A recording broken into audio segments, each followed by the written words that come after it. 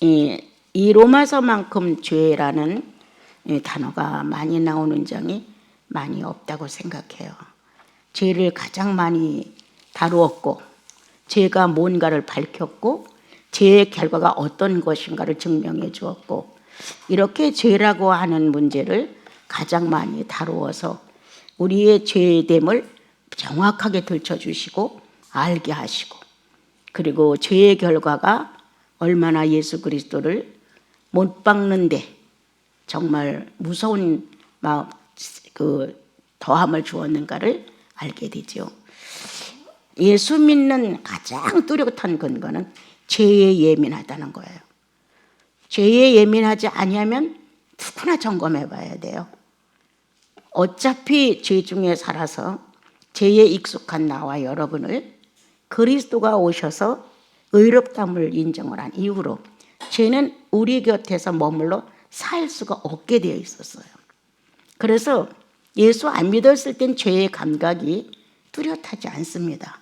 그리고 죄에 대한 의식도 분명하지 않습니다. 뭐를 잘못했고 뭐가 얼마만큼 내가 주님 앞에서 바른지 모르는지 하나님 존재성에 대해서도 감각이 우리는 거의 없었습니다. 어떻게 하면 내 것으로 사느냐, 어떻게 하면 내가 원하는 것을 성취하느냐, 어떻게 하면 나가 남부럽지 않게 당당하게 사냐, 이런 데만 몰두한 우리들의 의식은 죄에 대하여 민감하지 않았습니다. 그런데 예수를 만난 특징은 죄에 대해 민감해졌다는 거예요. 아니, 예수 믿으면 죄를 용서받고 천국 간다는데 왜 죄에 대해 이렇게 많이 들통이나? 몰랐으니까. 의식이 전혀 없었으니까. 그러나 이 의식을 깨우쳐서 죄가 이렇게 나쁜 거야, 죄의 결과는 이런 걸 가져왔어, 죄로 살면 이렇게 돼 라는 내용을 성경은 우리에게 계속 말해줘요. 그러나 성경보다 더 재빠르고 신속하게 우리의 마음을 움직이는 건 성령이십니다. 성경은 문자화되어 있어서 펴서 봐야 되고 읽어야 되고, 또 만약에 내가 암기를 했다면 다시 뇌에서 이거를 되풀이해야 됩니다. 그러나 성령은 즉각적인 반응을 내 의지 안에 전달하셔서 지각을 사용하여 같은 통로 안에서 의식하게 합니다. 나 잘못했습니다. 이 잘못했다는 어떤 의식이 성령을 통하여 내게 비침이 되면 순간 나 잘못했습니다, 동시에 일어나게끔 되어 있습니다. 나는 예수 믿고 죄의 감각이 없는 거에 대해 죽을 때까지 의문이에요. 어린 아이들도 자기의 동작 여부로 잘못했는지 잘했는지를 표현합니다. 뭔가 꺼리낌이 생기면 뒤에가 숨고, 엄마 아빠가 나타나면 혼나는 걸 알면 준익이 듭습니다. 이렇게 어린 아이도 엄마 아빠 앞에서 자기의 행동이 바르지 않았을 때는 뭔가 의식되어 있기 때문에 동작으로 표현하게 됩니다. 그건 인간의 기본이라는 거예요. 그런데 예수 믿고 우리가 거듭났으면 죄는 그냥 공개적으로 나타난 거예요.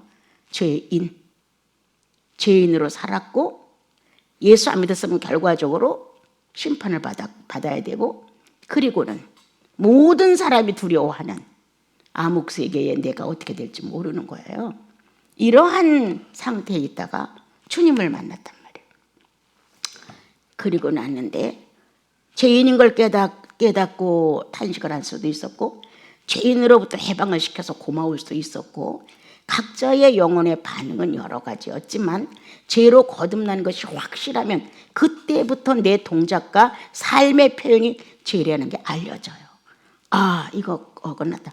죄는 하나님의 경계에서 이탈되는 거예요. 하나님의 의로움에서 바깥을 딛는 거예요. 그걸 금방 한다는 거예요. 처음에 우리를 만들어서 마네킹 같은 조각품에다가 흙으로 만들었으니까 하나님의 거룩한 생기를 확 불어넣어줬단 말이에요. 그래서 육체가 움직였어요. 손발이 움직였어요. 뇌가 움직였어요. 보고 듣고 행동할 수 있는 게 움직였어요. 장이 움직였어요. 동시에 움직이면서 하나님이 창조한 목적을 그대로 표현해 주었어요. 그렇게 순수하게 하나님과 연결된 관계를 가지고 살아갈 수 있었던 사람이 아담의 범죄로 인하여 하나님과는 관계없는 동작이 됐죠. 모든 우리들이 늘 말하는 감성과 지성과 의지도, 또한 우리들이 말하는 오감도, 오성도, 하나님에 대한 감각이 너무 없었던 거예요. 그런데 예수님을 만나고 나서 그 감각이 의하고 깨어나고 나니까 그 통해가 절실했든 연약했든 죄라고 하는 사실이 내 안에 강력한 힘을 갖고 왔든 빈약하게 왔든 죄인이라는 사실이 깨달아지고 죄로부터 해방이 받은 게 확실하면 그때부터 죄인과 나는 남이에요. 죄와 나는 남이에요. 그전에는 죄와 내가 친숙했어요. 친구보다 더 친숙했을지도 몰라요. 그렇게 살았지만 구원을 받고 나면은 죄와 친숙해지질 않죠. 그래서 이제 죄인이 내가 구원받은 거 확실해. 어떻게? 죄에 대해 예민하니까. 하나님이 의롭다 한 인정의 경계를 벗어나면 금방 따르라고 오거든요. 이거 너무한 거 아닌가? 이런 건가? 아, 내가 이런 말은 안 했어야 돼. 뭔가 내가 이런 행동은 안 했어야 돼. 야, 이건 남편 앞에서 내가 수치를 드려야 했네.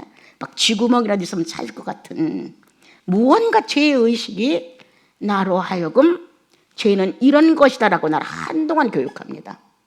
꼭 내가 죄인이기 때문이 아니라 그런 의식 속에서 살았다는 거예요, 내가. 그런데 거기로부터 우리가 구원을 받았다는 거예요. 그래서 이제 죄가 깨달아질 때마다 감사가 넘치는 거예요. 여기로부터 해방.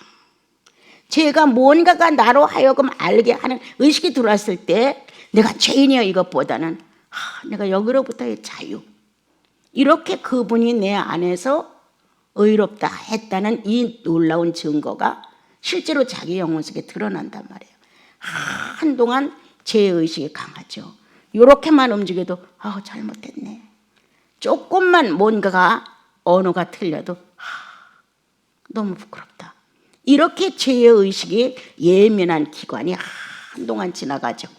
그러면서 이제 죄에 대하여 무뎌지기 시작하면서 조금 더 어떤 성장이랄까 이런 것들이 오는데 죄가 무뎌져서 없다 그 말이 아니라 이제 연약한 정도는 넘어갈 수 있어요.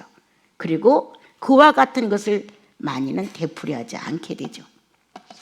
그러나 사실 신앙이 깊을수록 더 예민해져요. 하나는 처음에 예민했던 것은 죄의 의식에서 벗어났기 때문에 그와 같은 것이 나한테 진행될 때 빨리 알려지는 게 있고 성장대 감으로 인하여 벗어남으로 인해서 저것 이렇게 알아져요. 나도 저랬지. 내가 그 과정을 지남으로 다른 사람을 용납하게 돼요. 나도 저랬지. 나도 보는 게 저랬어. 깨닫는 게 저랬어. 행동하는 게 저랬어. 나도 판단하는 게 저랬어. 이렇게 내 모양새를 발견해요. 그러면서 죄가 얼마만큼 나를 지장을 줬는지를 스스로 발견하게 만들죠. 그런데 우리는 성령을 받은 사람들이에요. 그래서 성령 안에서 죄의 감각에 대하여 처음엔 정죄의식이 생겨요. 그리고 정죄를 해야만 옳은 줄 알아요. 자책을 하고 괴로워해야만 내가 회개하는 것 같은 거예요. 아니에요. 절대 아니에요. 정죄하려고 깨닫게 했느냐? 그럴 수 없느니라. 정죄하려고 깨닫게 한 건 절대 아닙니다. 왜 죄를 깨닫게 했느냐? 그 죄가 하나님과 우리 사이를 멀게 했다는 것. 지금도 성령을 방해하는 건 그 죄라는 것. 이런 죄에 대하여 우리가 잘 인식이 바로 되어 있지 않기 때문에 주님은 그런 것을 우리에게 알려주기 위해서 죄의 의식을 자꾸 느끼게 해주시는 거예요.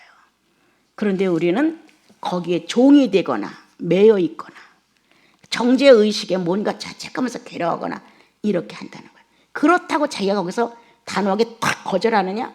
일어나지도 못하면서 이렇게 된 모습으로 주저앉는 신앙인들이 굉장히 많습니다. 율법의 목표는 죄를 깨닫게 하기 위함이라. 죄를 깨닫게 하기 위해서 알게 하시는 거예요. 정죄시키기 위해서 하는 것이 아니에요. 절대. 그리고 자책, 나 같은 게 이거 진짜 하나님 앞에서 망령된 행동이에요. 나 같은 게 무슨 구원을 받아? 나 같은 게 어떻게 성령을 받아? 나 같은 게 어떻게 은혜를 받아? 이렇게까지 자기 자신을 비하하면서 예수 그리스도의 구원을 무시하는 거예요. 그건 무시하는 거예요. 그렇게 된 나를 구원할 자는 예수님밖에 없었어요. 이렇게 무식한 나를, 이렇게 악인인 나를, 이렇게 죄에 능숙한 나를 거침없이 건져낼 수 있는 자격을 갖춘 분은 예수 그리스도밖에 없었어요. 그러니까 나는 구원을 당연히 받아야 했어요. 그분은 나를 구원하기 위해서 이 땅에 오셨단 말이에요. 우리 20절을 읽었을 때 율법이 들어온 것은 범죄를 더하게 하려 함이라 죄가 더한 것에 은혜가 넘쳤다, 이렇게 말씀을 하셨어요. 죄가 왕노로 타는 곳에 의가 왕노로 탄다. 왜 이런 걸 무심코 읽었냐고 우리가요. 죄가 왕노로 타던 내 전부란 말이에요. 내 생명의 전부, 근원이었단 말이에요. 그런데 지금은 예수 그리스도로 말미암아 구원함을 얻고 의가 왕노로 타게끔 되어 있기 때문에 죄가 의식되는 거예요, 여러분. 죄가 왕노로 탔을 때는 죄와 더불어 왕노로 타며 같이 즐겁게 살았기 때문에 의식이 안 돼요. 상대가 울어도 난 뺏어와야 직성이 풀리는 거 아니에요? 이렇게 악한 마음으로 협력해서 죄로 살았어요. 그런데 나와 여러분이 거듭나고 나니까 죄는 절대 나와 타협을 할 수 없는 걸 알게 됐단 말이에요. 그러니까 내 죄가 얼마만큼 왕노로 탔어. 본질상 진노의 자식일 만큼, 가능성이 없을 만큼. 그런데 예수 그리스도가 오셔서 나를 의롭다 했단 말이에요. 어떤 내가 무엇을 해서가 아닌. 그래서 이제 우리는 의가 왕노로 탈 때가 지금 됐고, 의가 왕노로 타기 위해서 존재하고, 의가 왕노로 타는 것이 죄로부터 벗어난 자의 자격이라는 거예요. 어리지만 그 혈통은 예수의 혈통. 아직은 부족하고 어리석고 무식하지만 하나님의 혈통. 확실하다는 거예요. 그래서 이제 6절로 오면서 죄가 넘친 곳에 은혜가 넘쳤다고 해서 우리는 죄에 거하겠느냐? 그럴 수는 없다. 그래서 20절을 읽고 6장 1절로 넘으면 빨리 이해가 되죠. 더하게 하려고 죄에 거하겠느냐? 그럴 수 없느니라. 죄에 대하여 죽은 우리가 어찌 그 가운데 더 살리요. 살고 있다니까요. 사라져요. 아직은 죄를 송두리째 다 내가 점령한 게 아니에요. 의의 인격이 아직도 어린아이고 죄의 인격은 장성했어요. 장성한 인격이 활동을 했기 때문에 그 여운이 아직도 남아있는 거예요.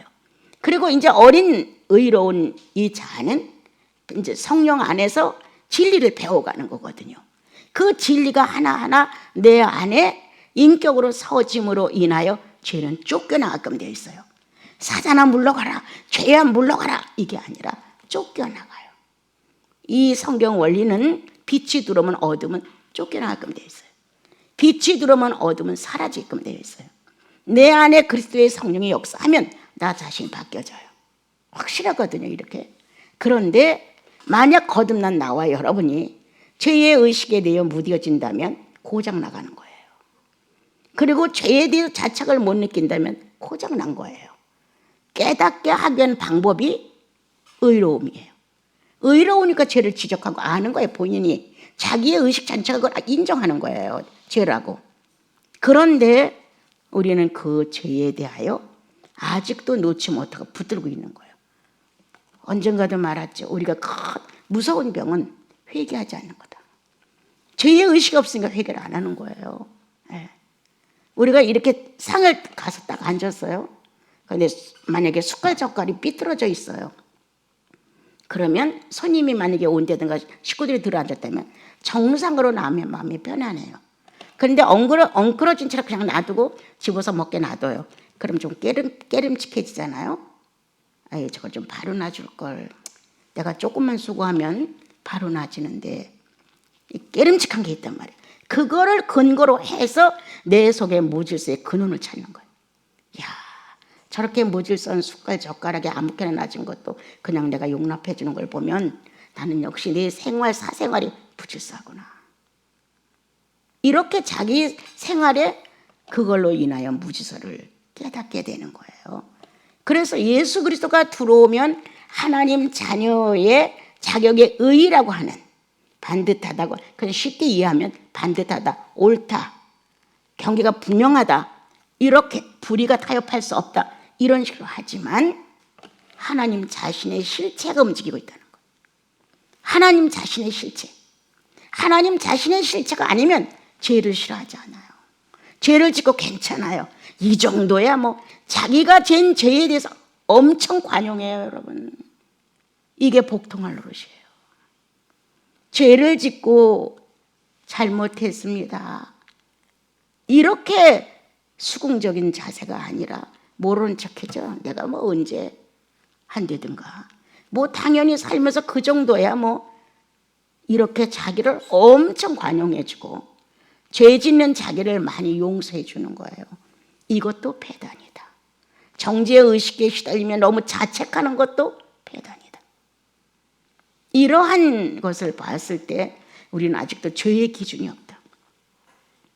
의롭다는 의의 자녀로서의 신분 기준이 없다. 그러니까 성령은 끊임없이 우리의 오성과 오감을 계속 바꾸는 거예요. 끊임없이. 예수 그리스도가 죄 없는 몸으로 이 땅에 오셔서 내 죄를 대신하여 돌아가심으로 나를 의롭다 했어. 이제는 의롭다는 데 익숙해지는 게 우리가 할 일이에요. 그 의롭다는 주님의 방법에 이해. 그래서 자신을 좀 더 확인하고 성장을 위하여 가정이라고 있는 거예요. 아내는 남편을 보고 남편은 아내를 보면서 자그마한 자식과의 공동체 속에서 나는 얼마나 수긍적이고 얼마나 협조적이고 얼마나 희생적이고 얼마나 의로운 사람으로서의 성장을 하는 것인가. 거기서 벌써 삐거덕 소리 나면 나는 지금 의롭지 않은 거예요. 그럼 어떤 거예요? 죄에 거하고 있는 거죠. 예수 그리스도를 구주로 모셨지만 실제로 생활 자체는 그거는 껍데기야, 허수아비야. 왜? 의를 선택하는 데는 반드시 희생이 따라와요. 나를 버려야 되니까. 나를 버리는 걸 못하는 거예요. 선악과는 내가 원해서 땄어요. 못 버려요, 여러분. 내가 원하는 거 버리면 기적이에요. 에스라님하고도 내가 대화를 나눴어요. 나를 꺾는다는 것, 나를 포기한다는 것, 대단한 것입니다. 그거는 본인들이 해봐야 비로소 아, 내가 주님을 선택했구나, 내가 세상을 버렸구나, 이렇게 자기 자신이 하나님이 원하는데 응했다는 거를 이제 살면서 자꾸 느끼는 거예요. 그래서 이제 뜻하지 않게 이제 어떤 자매가 전화를 해줬는데 그날 이제 제일 내 마음에 기쁨이 있었어요. 왜? 자신을 꺾었으니까. 예. 전혀 안 올 것 같고 만나지도 않을 것 같고 대화도 할 수 없을 만큼 단호한 자세를 나한테 취했었어요. 그건 아무도 몰라, 나만이 알아. 그런데 그로부터 아주 평화로운 전화를 해주면서 찾아뵙겠노라고, 이렇게 다음에 만나지 뭐, 아니에요 이렇게. 야, 저건 성령이 아니면 저렇게 꺾을 수 없다. 아내와 남편 사이도 못 꺾어요, 여러분. 뼈 중에 뼈, 살 중에 살. 남편이 뭔가 언짢으면 빨리 돌이켜야 되는데 절대 못 꺾죠. 아내가 뭔가 싫어하면 빨리 제자리로 돌아와야 되는데 그걸 못 꺾어요. 이게 바로 우리란 말이에요. 부부 사이도 못 꺾어요. 그런데 남남 사이를 꺾을 수 있다. 예수의 승리야. 멋진 승리지. 그리고 그것이 주를 위한 어떤 것이라는 것에 이미 우리는 그쪽으로 기울어진 거예요. 오늘 죄에 거하겠느냐, 은혜를 더하게 해서 주님 아닙니다. 이제 할 수 있는 나를 꺾는 일입니다.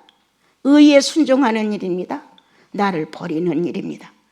이것을 증명해 줄 수 있는 것은 내 남편이요, 내 아내가 있기 때문입니다. 그 앞에서 내가 나를 꺾는다. 그 앞에서 나를 부정한다. 그 앞에서 나를 버린다. 누가 증명하냐? 내 남편이. 누가 증명하느냐? 내 아내가. 누가 증명해? 내 자식이. 누가 증명하느냐? 내 부모가. 이렇게 의로운 사람으로서의 의로운 자태를 증명해 줄 수 있고 내가 그것을 임상실험할 수 있는 것은 가정이에요, 여러분. 거기서 임상실험하는 거예요. 남편이기 때문에 못 걷고, 내가 하고 싶은 게 더 커, 내가 갖고 싶은 게 더 커, 내 주장이 옳아, 내 판단이 빨라, 난 못 걷고, 이럴 수 있어요, 여러분. 내가 가장이야, 내가 그래도 이 가정에서는 내가 어른이야, 못 걷고, 이럴 수 있다는 거예요. 그런데 예수 위하여 다른 걸로 효도하지 말고 사생활 중에 자신을 버리는 의로운 사람으로서 성장할 수 있는 걸 선택하라는 거예요. 그러므로 나와 여러분은 주님을 기쁘게 해드릴 수 있는 자녀의 특권을 되살려 줄 수 있다는 거예요. 오늘 나와 여러분은 예수와 합하여 의롭다함을 받았어요. 똑같아. 하나님이 보실 때 예수님이 100% 의로워, 너도 100% 의로워. 불가능한 나의 인생살이, 꽤 많고 게으르고 욕심 많고 질투하고 엉망진창인 나를 의롭다 자격 있게 나를 주님이 선포해 주셨단 말이에요. 그러면 나와 여러분이 할 수 있는 일은, 죄에 거하는 일은 스톱을 하고, 이 부분은 왜 필요하냐? 내가 죄인으로 돌아가려고 할 때 아내의 권고가 의인의 자세를 갖추게 한다. 남편의 권고가 의인의 자세를 갖추게 한다. 자녀들이라고 무시하고 살았는데 자녀들이 성장하면 월등히 엄마와 아빠보다 판단이 빠르고 세상에 너무 많이 안 찌들어서 그런지, 아니면 사는 게 옛날 부모들에 비해서 여유가 있었는지 다릅니다. 사고가 틀려. 그런 자식들이 한마디씩 하면 들어야 합니다. 내가 뭐 니까지 내 자식인데 그 말을 들어? 이거 절대 아닙니다, 여러분. 성령은 그 아들의 입을 통해 나한테 충고합니다. 성령은 그 딸을 통해서 나를 충고합니다. 어쩔 수 없는 형편의 자식들이 허락을 한다. 기쁨이 아닙니다. 슬픔의 덩어리로 남습니다. 엄마 아빠의 사정을 충분히 이해하지만 하나님의 사람으로서의 모습이 아닐 때 그들은 충격받습니다. 나는 여러분들의 자녀들과 대화를 많이 합니다. 그래도 만나면 어른이에요. 절대 어린아이가 아니에요. 좋고 희생하고 부모고 다 좋아요. 그래도 하나님의 사람으로서의 모습 속에서 충격을 받고 나면 그 상처는 남는다는 거예요. 나와 여러분, 뭐가 상급니까? 의로운 엄마, 의로운 아버지의 신앙 있는 자세가 선교입니다. 자녀들에게 엄청난 교육을 해주는 것입니다. 자녀들은 여러분들보다 월등히 판단력이 틀리죠? 어른으로 성장합니다. 그런데 왜 말 못하느냐? 부모니까 상처받을까 봐. 바르지 못한데도 불구하고 정확하게 남 같으면 차라리 딱 잘라 말할 수 있다는 거예요. 남 같으면 그건 아니죠 하고. 그런데 남이 아니기 때문에 두고두고 같이 살면서 상처받을까 봐, 서러워할까 봐, 노여워할까 봐 말 못하고 가는 거라는 거예요. 이런 유산을 남겨서는 우리는 안 되죠. 절대 안 되죠. 나의 고집이 내 자식의 마음을 멍들게 하지 않는가? 어쩔 수 없는 포기를 하고 있는 게 아닌가? 내 원함이 내 남편의 옆구리를 잘라내는 게 아닌가? 내 아내의 어려움이 이렇게 상처를 내고 있는 게 아닌가? 돌아봐야 합니다. 우리는 하나님을 상대로 사는 사람들이 분명해요, 여러분. 분명해요. 아니라고 하면 여러분들은 아마 상대방을 향해서 소리를 지를지도 몰라요. 이 안이 정확해요. 그런데도 아내가 남편에게 상처를 주고 남편은 아내에게 슬픔 덩어리가 되고 자식이 부모에게, 부모가 자식에게 이러한 예수인다운 의로운 모습이었고 상처투성으로 마음을 어렵게 해서는 안 된다. 나는 늘 말합니다. 하나님과의 관계가 1위, 가정관계가 그 다음 우리가 성도라는 이름으로 모이는 이 공동체는 3위예요. 3위. 교회만 위한다는 이런 열정은 아니에요. 서로가 의로운 사람이 모였어. 자식의 충고가 맞아. 아내의 격려가 맞아. 남편의 권면이 맞아. 내가 좋아도 버릴 줄 아는 자들. 내가 갖고 싶지만 토할 줄 아는 자들. 내가 있는 대로 꾀를 부려서 계획을 딱 세웠지만 아닐 것은 자기 안에 성령이 더 빨리 알아요. 너 손해본다. 네 고집대로면 너 손해본다. 끝내 너는 물질과 신령계를 바꾸고 있다. 성령으로 시작했다가 그 작은 선악과 하나를 놓고 몸부림을 치면서 육체로 바꾸겠느냐? 그럴 수 없느니라. 그럴 수 없느니라. 죄를 져놓고 죄를 용서받으려고 주님 앞에 나와서 울면서 내가 잘못했다고 해서 회개를 했어. 하고 나니까 아주 시원해. 날아갈 것 같아. 은혜가 충만해. 그게 은혜를 더하게 한 것입니까, 여러분? 죄 짓기 전의 모습과 똑같은 겁니다. 그대로입니다, 여러분. 원상복구도 안 된 겁니다, 여러분. 죄가 10cm로 내려갔다면 회개는 5cm밖에 안 했다면 그대로 남는 겁니다. 본전도 안 돼요. 감정적인 회개, 눈치 봐서 하는 회개, 뭔가 좀 내가 자유를 느껴야지. 이래 갖고는 안 돼. 이래서 나를 위하여 하는 회개, 내가 저질른 죄의 깊이에 접근하지 못합니다. 스스로 위로를 받는 겁니다. 찬송을 하니까 기분이 좋아. 시커 울고 나니까 가벼워. 뭔가 주님 앞에 막 토로하고 나니까 날아갈 것 같아. 그건 기분입니다, 여러분. 진리는 기분에 속지 않는다. 진리는 절대 기분에 속지 않습니다. 여전히 죄에 거하는 모습을 갖고 있게 됩니다, 여러분. 나와 여러분 성경은 이렇게 말해줍니다. 예수가 죽었으면 너도 죽었지. 예. 예수 그리스도가 살아났으면 너도 살아났지. 예. 예수 그리스도가 승천했으면 너도 하늘로 온다. 영계로 온다. 이런 공중의 하늘이 아니라, 예.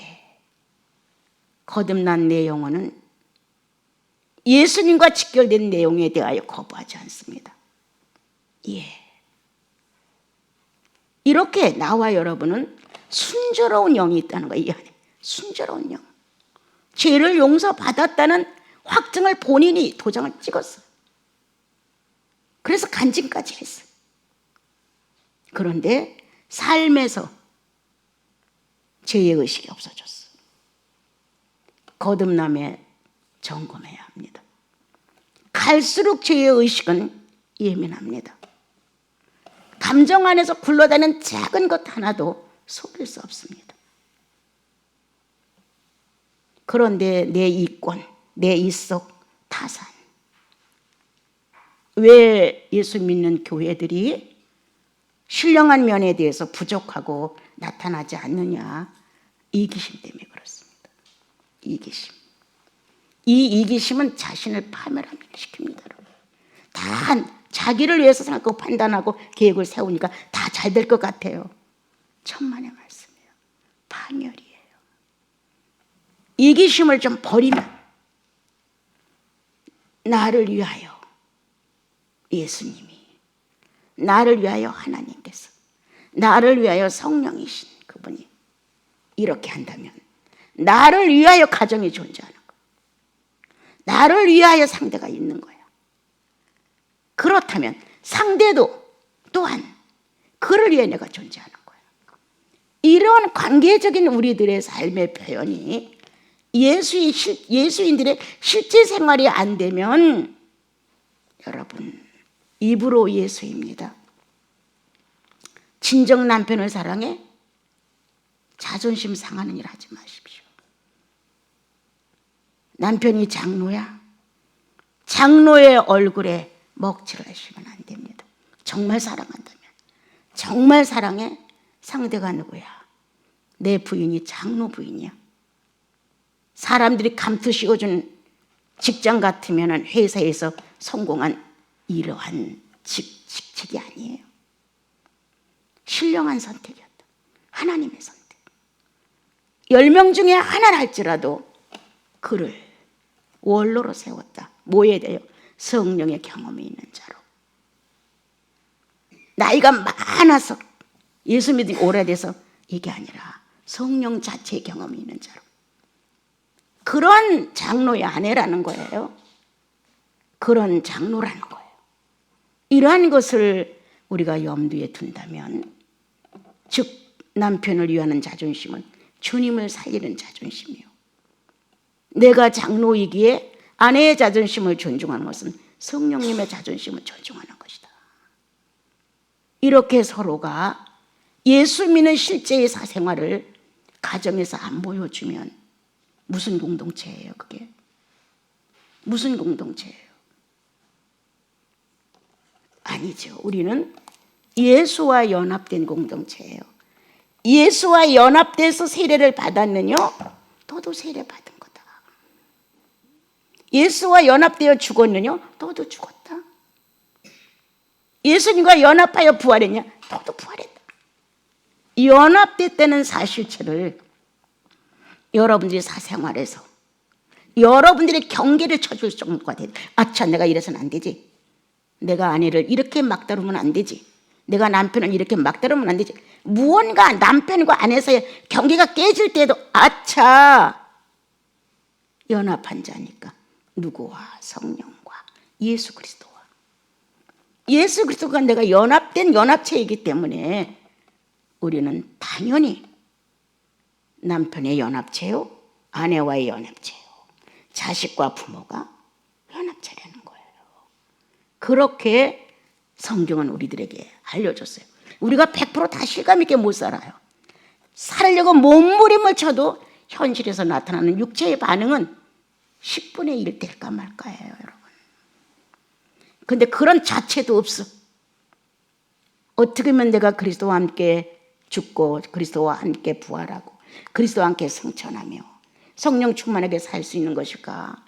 이런 것을 염두에 두고 살아도 실제의 현실이 밀려오면, 유혹이 오면 못 이겨요. 그런데 그런 염두에 그런 생각조차도 없다면 그냥 유혹이 오면 탁탁 잡아요. 야, 이것만 하면 해결이 되겠지. 요것만 하면 내가 만족하겠지. 이것만 하고 나면 난 소원이 없어. 다 이렇게 하는 거예요. 근데 그렇지 않죠. 오늘 성경은 우리에게 말해줍니다. 세례를, 그의 죽으신 것, 그 안에서 세례를 받음으로 그와 함께 장사되었고 그와 함께 다시 살림을 살아남을 받았다. 이렇게 정확하게 가르쳐준단 말이에요. 근데 이런 거 우리 읽을 때 그냥 읽잖아요. 주님, 나 안 죽었어요. 읽다가도 이래야 되거든요. 주님, 나 요즘엔 내가 안 죽은 것 같아요. 막 반항도 나와요. 내가 그리스도와 연합되어 죽었다 부활했다 하는 거 다 아는데 요즘 나의 심령의 상태는 반항해요. 아니면 욕심이 생겨요. 아니면 뭔가 모가지를 길게 빼고 딴 세상은 없나 하고 유혹을 느끼고 있어요. 왜 이렇게 안 하느냐고. 성경을 보다 그런 면이 나오면 자기와 직결을 시키는 거예요.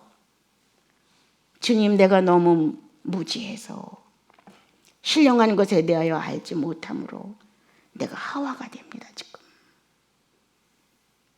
내가 이사벨처럼 정말 하나님의 사람들을 무시하고 내가 가장 잘난 것처럼 외모를 꾸미고 화장을 하고 마스카라를 하고 이렇게 살아야 만족감을 얻습니다. 주님, 내가 이런 사람이에요. 나 어떻게 해요? 이렇게 예수님을 상대로 자기를 고백하려는 거야, 나는. 그거 본능적으로 자꾸 요구가 되니까 나 스스로 해결 못해요. 그러나 우리는 상대자가 있어. 나를 고백할 수 있는 누구? 예수 그리스도. 주님, 나 요즘 그래요. 바깥으로 나가고 싶어요. 유혹이 있을 수 난 있다고 봐요. 주님, 뭐가 답답해요, 뭔가. 뭐 새로운 세상은 없나? 또 다른 건 좀 하면 안 되나? 이런 것들이 막 꿈틀거려요. 주님, 연합됐으면 해야지. 당연히 해야지. 그렇게 해서 나를 알리라는 거예요. 주님의 뭘로 있지 않아요. 그러나 내 인격을 통하여 고백을 받고 싶으신 거예요. 주님, 내가 물을 엎질렀어요.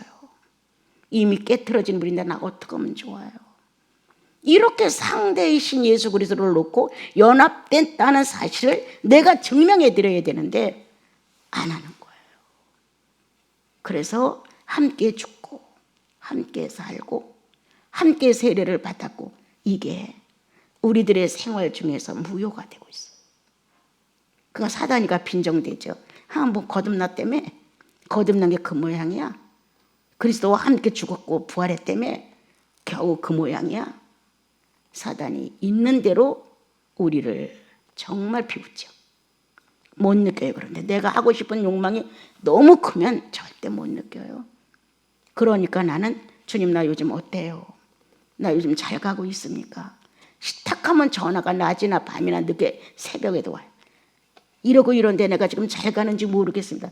아니 뭘 몰라. 스스로 생각해봐. 진리에 맞나 안 맞나만 생각하면 되지. 그럼 잘 가는지 못 가는지 판단이 그냥 떨어지는 거 아닐까? 한번 주님 앞에 나서 양심을 놓고 펼쳐놔봐. 지금 잘하고 있어 못하고 있어? 부끄럽지요. 그럼 못하는 거지. 뭘 잘하고 있나 못하고 있나 그거 나한테 물어서 뭐해. 한번 기도해봐. 내가 지금 현재 이렇고 이런데 내가 거듭난 성도로서 맞습니까? 잠자고 있어. 왜 그렇게 안 물어보냐? 그러면 성령은 의식적으로 나한테 가리킨다. 맞지 않아. 잘 가고 있다. 네 믿음이 연약하지 않니? 연약한데 이 정도 가면 잘 가고 있어. 조금만 힘내거라. 뭔가가 온다는 거야. 그런데 상대가 죽었어. 없어. 거듭날 때 나의 구주라고 인정한 주님이 없어져 버렸어. 이렇게 예수의 존재가 의인의 영혼 안에서 실존이 안 되는 거예요. 이렇게 살면 안 되죠. 죄를 짓지언정 예수를 찾으라는 거야 나는. 예? 그리고 고백을 하라는 거예요. 내가 탐욕이 나서 그걸 내 걸로 만들어 보려고 꾀를 썼습니다. 하라는 거예요. 어떤 인생이라고 그런 게 없겠어요? 탐욕이 나서 안 하는 척 하면서 내가 주식을 했습니다. 내가 잘못한 연약성에 대한 죄가 있어도 고백하면서 가봐라. 아주 안 하는 척, 못하는 척, 아무것도 없는 척 이러고 와서 예배만 드리면 죽어있는 거다. 본인만 죽어있느냐? 아니, 성령의 활동이 정지된 거다. 사건이 좋아서 내 마음이 기쁠 때는 성령의 의식조차도 안 해요. 좋으니까 그냥 다 기쁘고 좋은 것 같아. 실제로 안 될 때 자기 영혼은 파리해져 있어요. 주님을 향할 담대히 나갈 용기가 없어요. 주님을 불러서 자기 사정을 얘기할 힘이 없어요. 오늘 성경은 말한다. 예수와 연합해서 그와 더불어 죽었고 그와 더불어 부활해 있다고 성경은 우리한테 가르쳐 줍니다. 여러분 5절 우리 한번 같이 읽어요. 만일 우리가 그의 죽으심과 같은 모양으로 연합한 자가 되었으면 또한 그의 부활한 것 같은 모양으로 연합한 자가 되리라. 아주 정확하게 설명했단 말이에요. 예수 그리스도가 죽으심이 나를 위해 죽으셨다고 믿었냐? 죽었을 뿐만 아니라 다시 살아났지. 그럼 너도 다시 살아나지 않았니? 이걸 믿느냐? 이건 뭐예요? 이게 어떤 의미냐고요? 죽었지 않니? 다시 살았지 않니? 예수의 일생이에요. 내 안에. 예수 그리스도가 네 안에서 죽었고 네 안에서 살았어. 그러므로 나와 여러분의 거듭남의 실상은 어떤 거냐? 오늘도 죄에 대해서 죽고 오늘도 의에 대해서 부활하고 있는 거 우리예요. 실패 겁낼 거 없어요. 다시 한번 주님 앞에서 아까도 말했죠. 고백하고 정리하고 새롭게 일어나. 내가 그리스도와 함께 죽었습니다. 뭐에 대하여? 죄에 대하여. 주님 내가 다시 살았습니다. 뭐에 대하여? 의에 대하여. 죽고 살음은 반복이에요. 지금도 계속. 죄에 대하여 엄청난 장성한 큰 죄가 하나 있다 합시다. 그걸 늘 일상으로 살았던 사람 하루아침에 그거 안 꺾어져요. 여러분. 또 그랬습니다. 주님, 내가 또 그랬습니다. 그렇지만 내 구원은 확실합니다. 함께 죽었고 함께 부활함을. 이제 내 안에 부활의 힘이 나를 더 힘있게 이끌어줄 것을 주여 내가 당신께 간청합니다. 이렇게 우리가 주님 앞에 아뢰고 가야죠. 무릎을 꿇어 장정에 거룩한 기도할 생각하지 말고 그냥 현실스럽게 기도하고 움직이라는 거예요. 나는 깨끗하게. 지금 나 오늘 실패했습니다. 그렇지만 내일은 아니에요. 이렇게 살아있는 분으로 인정해줘라. 그러면 나와 여러분의 현실은 죽음과 부활, 계속적이다. 죄에 대하여 죽고 의에 대하여 산다. 아담은 죽고 예수님은 살아난다. 이게 나와 여러분이 주님 나라 갈 때까지 반복되는 진행이에요. 이렇게 힘있게 삽시다. 오늘도 주께서 싫어하시는 것 함께 죽고 주께서 좋아하시는 것 함께 일어나자. 여러분, 지난번에 우리 말씀했죠. 다윗은 1차 부르심을 받아 기름 부음을 받았어요. 많은 과정을 지나고 2차 부르심을 받고 기름 부음을 또 받아요. 그렇다고 연단이 없었냐? 아니에요. 주님이 원하시는 수준까지 그 사람의 형편과 가지고 있는 실력만큼 시련은 오는 거예요. 왜? 성장시키기 위해서. 완전히 예수 그리스도와 같은 사람을 만들기 위해서. 우리가 그리스도로 거듭나서 1차. 그때 나와 여러분은 성령의 기름 부음을 받았어요. 그렇지만 너무나 미약해서 이 성령을 어떻게 사용해야 되는지 몰랐어요. 성령이 또 나를 어떻게 이끌어가는지에 대하여 몰랐어요. 세월을 거듭해서 실패 성공을 하면서 알아져요. 그렇구나. 그렇구나. 이렇게 성령과 이제 익숙해지다 보면 두 번째 거룩한 성령 부음이 또 있어요. 왜? 인격의 변화, 인격의 성장. 이제는 선택을 자유롭게 할 수 있을 만큼 이런 과정이 반드시 있는데 그렇게 오기 전까지는 풍랑이 심한 거예요. 여러분, 아직도 세속적이야, 아직도 세상적이야, 아직도 정력적이야, 아직도 마귀적이야 우리가. 그런데 익숙하니까 그러한 것들을 나로부터 제거하기 위한 하나님의 방법이 반드시 오는데 기름 부음을 충만히 받았다고 해서 시련이 없느냐? 그건 큰 오해예요. 여러분, 그가 주님과 가까워지고 주님의 형상으로 더 뚜렷해질 수 있는 조건은 시련이에요. 연단이에요. 내 거를 많이 뽑아 버려야 그리스도께 여기 충만히 채워져요. 그런데 처음엔 씨름하고 된다 안 된다 이러지만 두 번째 성령 기름 부음의 경험이 지나가고 나면 자원이에요. 그리고 그와 같은 시련이 안 오면 재미없어요. 주님 날 버렸나? 주님은 왜 나를 시련하지 아니하십니까? 주님 왜 나에 대해 감각을 잊으셨습니까? 이렇게 난 더 이상 성장하면 안 된다는 것입니까? 이런 마음이 나올 정도로 나와 여러분은 시련을 무겁다 하지 않아요. 그 시련이 주는 성령 충만의 이 묘미는 세상과 바꿀 수가 없어요. 그래서 영혼들은 성령 충만이 감정이 아니라는 것, 기분이 아니라는 것 정확히 알아요. 오늘 바울이 말한 대로 의로운 자녀들, 의로운 사람들, 그리스도와 함께 연관된 사람들은 함께 죽었다는 거예요. 함께 부활했다는 거예요. 이 사실을 증명해달라. 그러므로 죄가 우리에게 접근할 수 없다는 것, 이미 죄가 죽었다는 것, 내 안에서 활동할 수 있는 자격을 상실했다는 것. 그래서 갔다가도 되돌아오는 것, 손에 쥐었다도 놓는 것, 먹었다도 토하는 것, 예수의 본질이에요. 죄를 용납해 드릴 수 없습니다, 여러분. 그러므로 나와 여러분은 사생활 속에서 실제로 고백하자. 잘못된 부분에 대하여. 그리고 무엇이 잘못됐느냐고 주님께 자주 묻자. 주님이 그것이 잘못됐다면 빨리 정리하자. 주님이 싫다 하시는데 억지로 그 짓을 왜 해요 우리가? 좋은 거를 원하시는 걸 하려고 해도 안 되는 게 허다한데 싫다고 하시는데 왜 해요 여러분? 오늘도 주님은 나와 여러분을 높여주시는 거예요.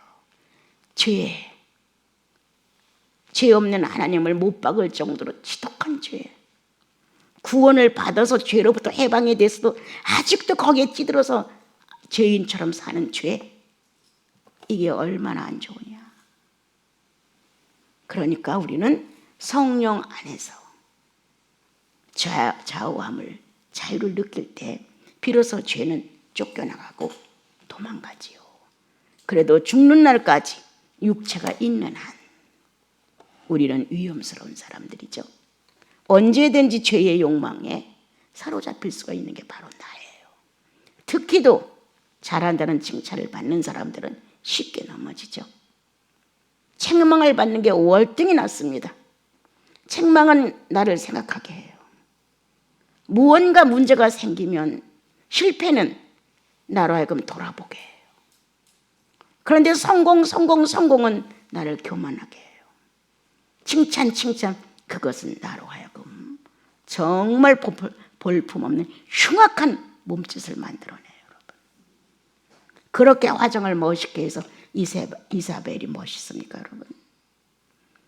하나님의 상직자들은 무대기로 죽이고 아무렇지도 않는 거예요. 하나님의 성도들을 우리 마음에서 판단하고 싫다 좋다 평가하면서 이게 뭐하는 짓이에요? 성령 존재하는 하나님의 사람들은 성직자예요 여러분. 거룩한 성령을 모신 거푸집이에요. 거푸집. 여러분들은 거룩한 성직자들이, 이 거룩한 성직자들을 우리 마음에서 지워버리고 미워하고 싫어하고 평가하고 이럴 수는 없죠. 결코 그건 아니죠. 아까도 조금 얘기했습니다만 오늘은 이제 박 권사님이랑 같이 식사를 할 수 있는 기회가 있어가지고 알려줘야 될 건 알려주다. 알려주지 않으면 죽을 때까지 그 사람은 그걸 계속 되풀이한다. 그러면 알고도 안 알려주면 그 사람 고립된다. 내가 하고 있는 건 잘못이 아니야. 이렇게 알고 있다. 내가 하고 있는 건 잘못이 아니야. 뭐 당연히 이럴 수 있어. 이렇게 생각한단 말이에요. 그런데 그건 아니다. 이렇게 정확한 마음을 이 마음 안에서 정죄하는 마음이 아닌 걸로 알려주는 것, 밝혀주는 것, 그건 진리예요. 그 사람을 살려주는 거예요. 그런데 받는 사람이 어떻게 받느냐예요. 또 나를 트집 잡아? 또 나한테는 그렇게 해야 돼? 이렇게 트집을 잡으면 그건 불가능한 거예요. 그렇지만 하나님의 사람들은 진리로 밝혀줘야 돼요. 안 밝히면 당신에게 죄를 물을 수 있어요. 주님, 네가 안 밝혀줬잖아. 그는 눈이 멀었고 귀는 귀고 먹었어. 아무것도 몰라. 네가 밝혀줬어야 거기서 의식이 깨어났을 것이다. 근데 네가 안 밝혀줬으니까 죽는 날까지 그 문제를 해결받지 못하고 죽는다. 죄값을 너에게서 내가 찾겠다. 이러면 어떠실 거예요? 성경에 그런 말 있죠? 너에게서 죄값을 찾겠다. 여러분, 우리는 서로가 밝혀주는 등불이에요. 막 비난하고 비판하고 이거 아니에요 여러분. 정말 성도로서 흉해. 할 짓이 아니야. 특히 아까도 말했죠. 장로의 거룩한 성직의 부인으로서, 자녀들로서, 또한 거룩한 성직을 받은 장로로서, 그리고 성령을 모신 통일된 성직자로서의 우리들은 어디에서라도 바르게 사는 것을 목표로 삼자. 언제든지 예수님이 오셔서 난 너하고 얘기하고 싶어. 이렇게 움직임을 받을 수 있는, 야, 오늘 네가 있어 내가 기쁘다. 나도 모르게 내 마음에 기쁨이 싹 스며드는 거야. 주님 감사합니다. 네가 있어서 내가 내 의식을 너한테 반응시킬 수 있잖아. 이런 주님이시대요. 일을 하다도 쉬다도 어찌하는 생각 속에서도 갑자기 안정이 되면서 영혼의 휴식이 쫙 오는 거예요. 순간, 그때 나 네가 있어서 좋아. 이렇게 하나님의 상대자로 여러분들이 존재하는 거예요. 그러므로 나와 여러분은 그분이 활동할 수 있는 최고의 무대다. 그래서 예수의 현실을 만들어 드리는 거예요. 예.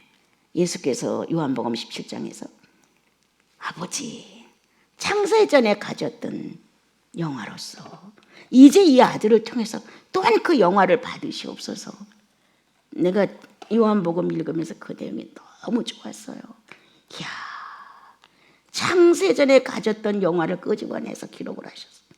그때 그 영화가 어마어마했다는 거예요.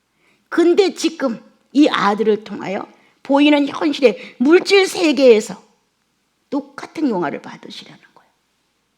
그 영화는 권위도 없고 권세도 없고 희망도 없는 영화야. 십자가의 못을 박아 죽어야 되는데. 그런데 그 뒤에 하나님의 강력한 생명의 능력의 영화는 살리는 일, 부활을 의미했어요. 죽지 않는다는 영생을 모든 어둠 세계에다 선포하시는 말씀이었어요. 우리는 이렇다. 하나님의 존재는 이렇게 산다. 이렇게 죽음이 없다고 하는 걸 밝히는 게 창세 전의 영화였어요. 죽음이 없다. 영원하다. 이런 주님의 기도가 나와 여러분에게 오늘도 효력이 있어요. 여러분, 나는 늘 이런 말을 잘해. 주님, 내가 구원받을 때 내 속에 새로운 생명체 당신이 존재하셨습니다. 주님 나라 갈 때까지 이 생생한 추억을 그대로 살리십시오. 그대로. 벌써 수십 년의 과거예요. 그래도 난 지금도 그게 너무 좋아요. 어떻게 이 무지를 뚫고 이 어둠을 뚫고 이 강팍한 나를 뚫고 들어오셔서 하나님 존재성을 알리셨고 나를 무릎을 꿇게 하실 수 있었을까? 이런 게 너무 좋은 거예요. 오늘 여러분들은 하나님의 자녀고 자격이 있어요. 내 영혼에 처음으로 첫 발을 디디시고 영생을 허락하셨을 때 구속의 기쁨을 누리십시오. 그 영화를 다시 찾으십시오.